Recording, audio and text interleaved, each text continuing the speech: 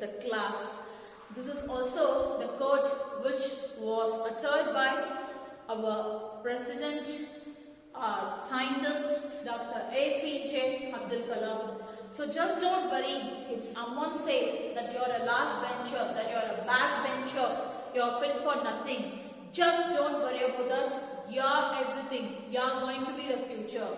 Welcome you all to Sam's Science Caption with this wonderful quote today. Today we are going to start a new topic which is very important to survive on this world. It's gravitation. So this is the main topic which we are going to start today. And also we have few subtopics in this gravitation. The first subtopic here is Newton's universal law of gravitation. So Newton has given 3 laws. Along with this, we have this Newton's universal law of gravitation. Okay, this is one of the subtopic. And second subtopic is acceleration due to gravity. Acceleration due to gravity. And our third subtopic here is relation between G and G. I'll say what is G and G. Relation between G and G. So these are the 3 topics which we are going to discuss today. So the first topic is Newton's universal law of gravitation. First we can see what is the universal law. Every object, every matter of object in the universe attracts some other object in the universe. So this is the law. So always remind, whenever you write a definition or a law, it should be the correct one. So the first thing, the law here is every particle of matter, every particle of matter in universe, it attracts, every other particle. It attracts every other particle with a force. So just imagine that you have 2 objects which has mass m1 and m2. This exerts some force F. So these are the basic. So for example, I have 2 objects here. Clear? I have 2 objects in my hand which has a mass m1. This object has a mass m1. This object has a mass m1. And I have second object, which has mass m2. That has a mass m2. So in these 2 objects, both will get attracted because of the force exerted on it.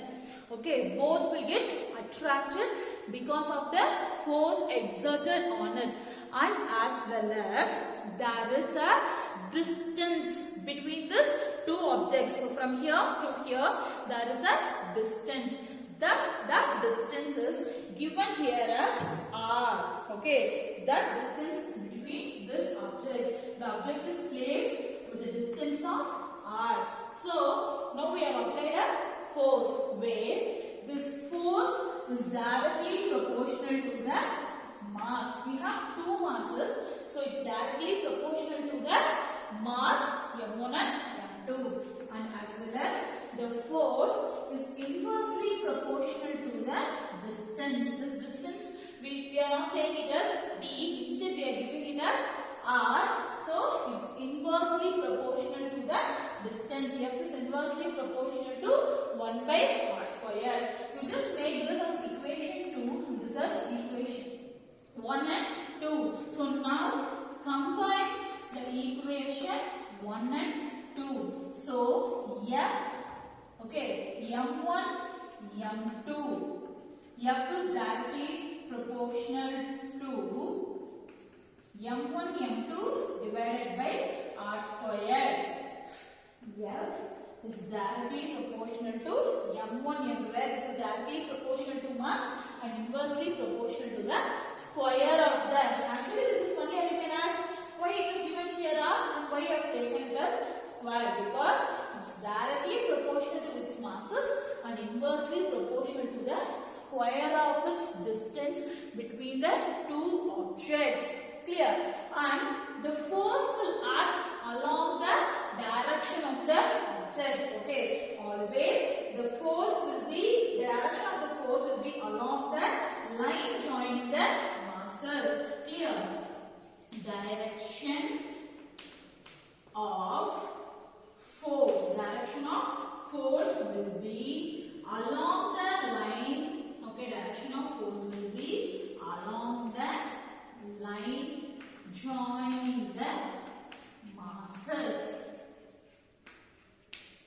Okay, so this is the Newton's universal law of gravitation. Clear? So this universal law has a value, constant value, which is equal to 6.674 into 10 to the power of minus 11. Okay, Newton meter square per Newton per meter square per kilogram square. So this is the value. There are certain constant values. For this G and G also we will have the constant value. We can see that. So first, before that, this is the constant value for Newton's universal law of gravitation. As we consider two bodies of masses m1 and m2, which is placed at a distance of r. So where the force applied, we told that every particle of matter attracts some other particle. So that F is directly, the force is directly proportional to the mass, and force is also inversely proportional to the square of the distance. Okay, and as well, it is equal to, this is the product of masses. Force is directly proportional to the product of masses. Is it clear up to this? And next topic is acceleration due to gravity. Okay, so for example, when I throw any of the object, automatically it comes down. When I throw, it goes to a certain height. Okay, even if I give more force, it goes to a certain height. From here, if I am throwing, it goes to a certain height and then comes back. Okay, so it gets seized at a specific point. It gets seized at a specific point. Clear? So the acceleration of the body is due to, okay, in the short I'm writing the acceleration of a body is due to, the acceleration of the body is due to the Earth's gravitational force. It is due to Earth's gravitational force. Okay, it is because of the Earth's gravitational force. So it is called as acceleration due to gravity on Earth. It is also acceleration due to gravity on Earth, or otherwise it is called as acceleration due to gravity of Earth. Okay, it is called as the acceleration of a body is due to the Earth's gravitational force.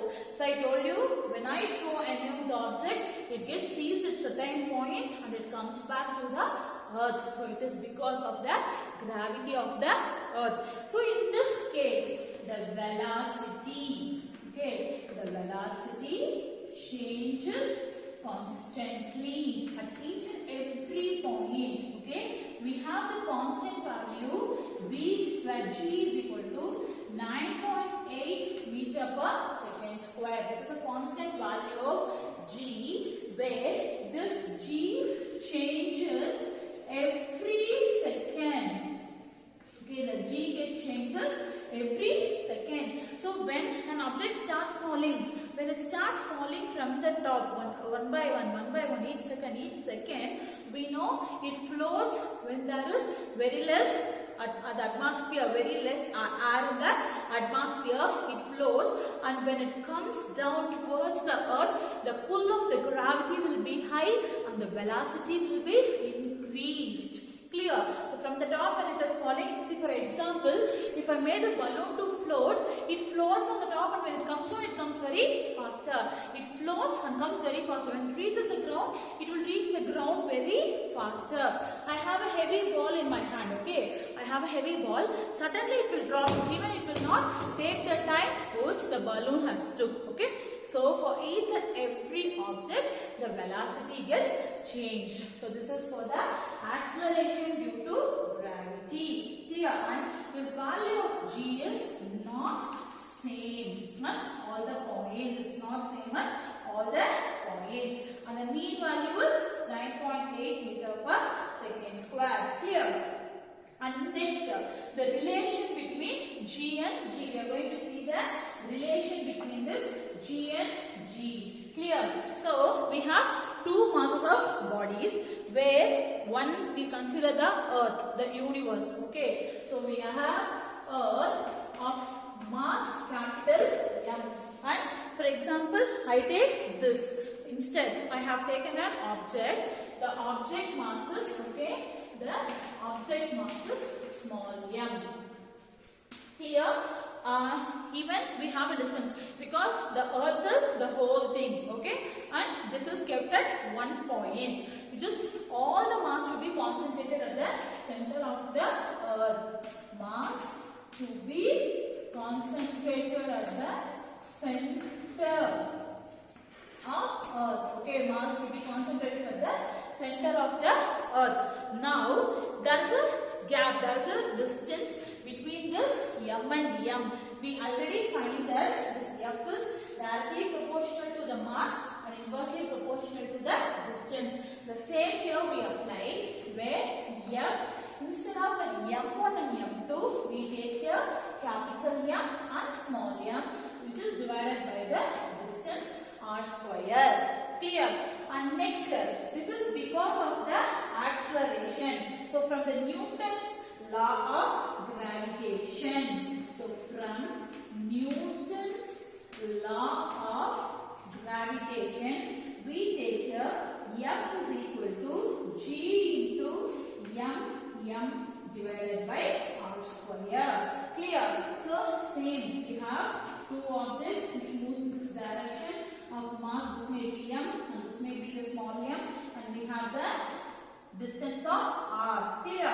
And this we know F is equal to ma, which is Newton's second law.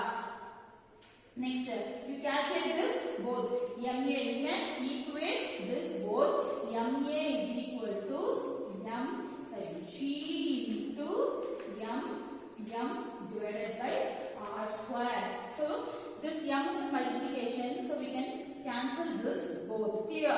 And we need only the g. Okay, we need mg.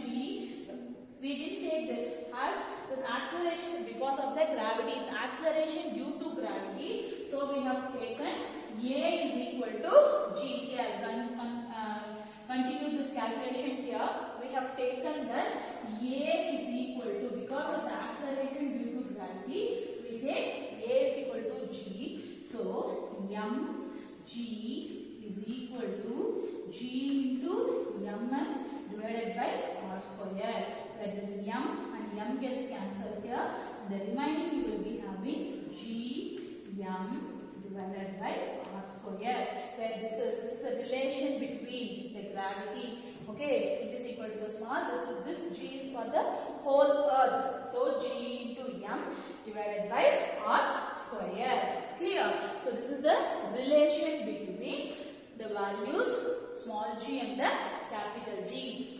And then we said this g is equal to 9.8. This value is on earth. Okay, this value is on earth. In case if it is on moon, it is 1.625. Okay, if the g on moon is 1.625 meter per second square. On earth it is 9.8 meters square, and we have the radius of earth, the kilometer here is 6378 kilometer.